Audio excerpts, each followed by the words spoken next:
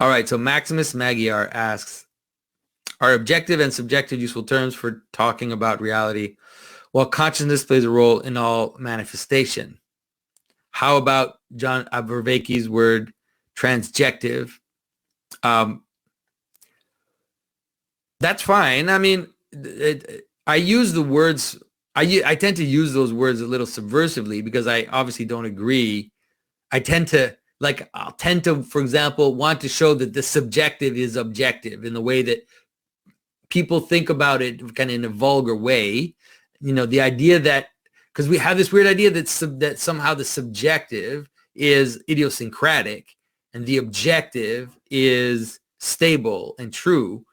And it's the problem of this object-subject relationship in the first place. But sometimes I play with it. You'll notice that I'll talk about how that's one's experience is objective.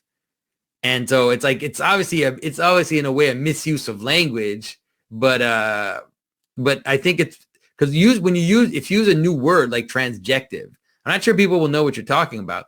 And so I think that if you couch it and you, let's say, accompany it with other words, maybe,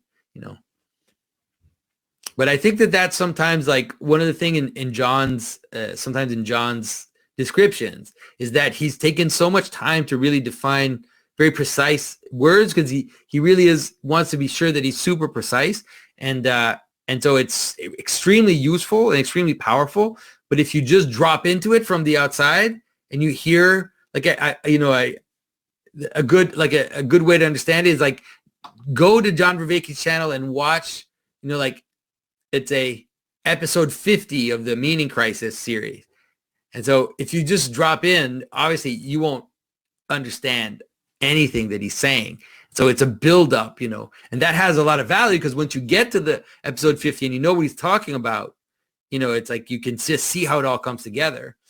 So I wouldn't use the word transjective myself, but there are some words that John uses that I do use, ones that I think that are immediately available to people that would watch my video for the first time.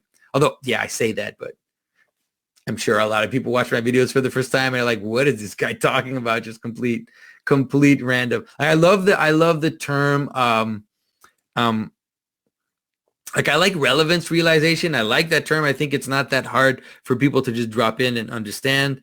I love the word combinatorial explosion. I think that's an easy word to get.